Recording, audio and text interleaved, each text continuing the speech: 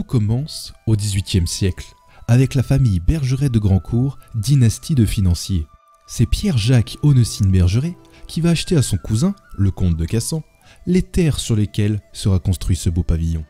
En 1782, il décide de partir en voyage initiatique comme cela se fait beaucoup à l'époque. Il veut réaliser le grand tour aux sources de l'art classique, notamment en Italie, avec un artiste. Il demande à Jean-Honoré Fragonard, avec qui il entretient des relations étroites, de venir avec lui et son fils. Fragonard accepte et les voilà partis pour un voyage d'1 an, entre 1773 et 1774.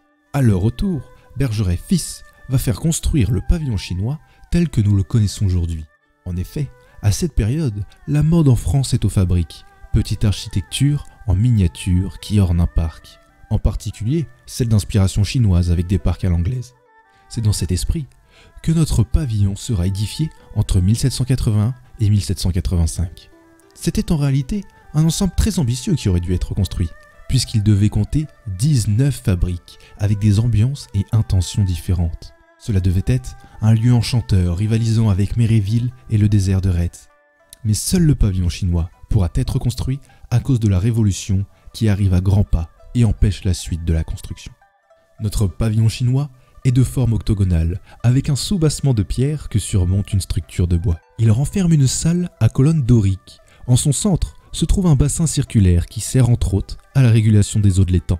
Sa forme est une référence directe aux pagodes chinoises, son toit au corps relevé, ainsi que la galerie autour du bâtiment et des colonnes qui soutiennent le toit. Si l'on regarde différemment la salle froide en rotonde, on voyage directement en Italie, comme si nous étions dans des bains romains. C'est en fait là le véritable enjeu du pavillon chinois. Il nous fait voyager. Une fois arrivés en haut des marches, nous sommes face à 2 sculptures représentant des lions-dragons qui, dans la tradition chinoise, sont là pour protéger des démons. Et si l'on regarde de plus près, on s'aperçoit qu'ils ont une différence. Sous la patte de l'un, une sphère, sous l'autre, un lionceau. Ils représentent la figure mâle qui domine le monde et celle féminine, maternelle. Les couleurs du pavillon reflètent les pratiques chinoises et nous retrouvons ces 4 couleurs, rouge, noir, jaune et le vert, dans les pagodes de la cité impériale. À l'intérieur, on découvre des peintures réalisées sur des panneaux de bois. Les clochettes qui sont au sommet du pavillon ont elles aussi une fonction protectrice, car grâce à leur sonorité aiguë, elles éloignent les mauvais esprits. Après une longue période pendant laquelle le pavillon est laissé à l'abandon, il sera restauré en 1975 sous la direction d'Olivier Chopin de Janvry et classé au répertoire des monuments historiques.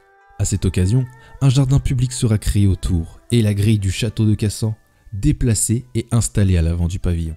Il sera à nouveau restauré en 2008 car il avait été vandalisé. Lorsque nous prenons le temps de sentir l'atmosphère du lieu, on prend conscience du calme qui s'en dégage et qui tend vers la méditation et l'élévation de l'âme.